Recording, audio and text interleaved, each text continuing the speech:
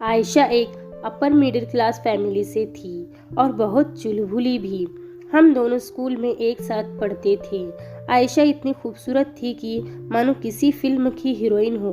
आयशा अपने घर अकेली बेटी थी और इसलिए उसे बचपन से ही खूब प्यार मिला था। एक बार मैं आयशा के घर पर गई थी तो उसकी माँ ने उसे डांटते हुए कहा, आयशा, पढ़ाई में भी दिल लगाया कर, वरना इस बार बीए की परीक्षा में पास नहीं होगी। उसकी माँ ने इतना ही कहा था कि आयशा के पिता बोल पड़े, अरे रहने दो तुम, मैं अपनी बिटिया के लिए सबसे अमीर घर ढूंढूंगा। मेरी बिटिया तो राज करेगी।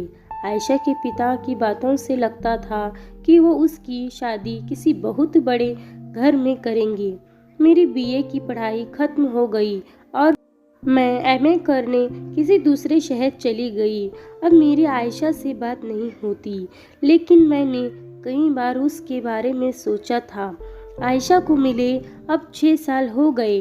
मेरी भी शादी हो चुकी है और यकीनन आयशा की भी हो चुकी होगी। एक दिन मुझे किसी काम से बाजार के साइबर कैफ़े में जाना था।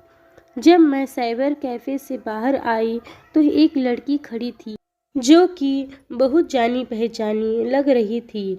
गौर से देखा तो मैं खुशी से उछल पड़ी क्योंकि ये आयशा थी। मैं उसके पास गई और उसे गले लगाया और उसका हाल चाल पूछा। अभी मैं कुछ और पूछती, आयशा ने कहा, कृति, मैं अपनी बेटी को स्कूल से लेने आई हूँ। उसका छुट्टी का टाइम हो गया है, फिर कभी मिलूंगी तुमसे। मैंने मन ही मन सोचा, हम दोनों बेस्ट फ्रेंड्स थे, लेकिन ये आयशा इतना अजीब तरह से क्यों पेश आ रही है। पहले तो ये बहुत मस्ती चुलबुली हुआ करती थी। मैं अगले दिन फिर उसी साइबर कैफ़े में काम से गई तो आयशा वहाँ खड़ी हुई थी। इस बार मैंने उसका हाथ पकड़ा और पास के कॉफ़ी शॉप में ले गई और कहा, आयशा, क्या हुआ तुम्हें? मुझे तुम उदास लग रही हो। घर पर सब ठीक तो है? आयशा ने ऊपर के मन से मुझे कहा, हाँ सब ठीक है, लेकिन मैं जानती थी कि कुछ तो गड़बड़ है। मैंने फिर उसे समझाया कि आयशा, मैं तुम्हारी बेस्ट फ्रेंड हूँ। अगर तुम अपनी प्रॉब्लम मुझे नहीं बताओगी तो किसे बताओगी? मेरे जोर देने पर आयशा ने बताया कि बीए फाइनल ईयर में मेरी शादी तय हो गई थी और मैंने खुशी में अपनी बीए भी पूरी नहीं की।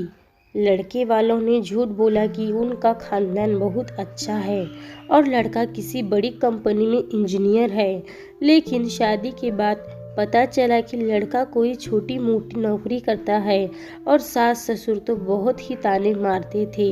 उन्होंने मोटे दहेज के लिए झूठ बोलकर शादी कर ली। आयशा ने मुझे बताया कि अब वो अपने माँ के पास रहती है और उसके पापा की डेथ हो चुकी है।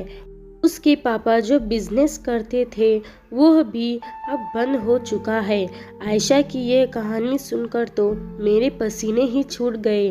हर माँ बाप हमेशा यही कोशिश करते हैं कि उनकी बेटी की शादी किसी बड़े घर में हो और वो पूरी उम्र राज करे, लेकिन कई बार किस्मत को कुछ और ही मंजूर होता है। इसलिए हर माँ बाप की ये जिम्मेदारी बनती है कि उनकी बेटी आत्मनिर्भर बने और अच्छी शिक्षा हासिल करे, ताकि शादी के बाद भी वो अपना सिर गर्व से ऊंचा रख कर चल सके।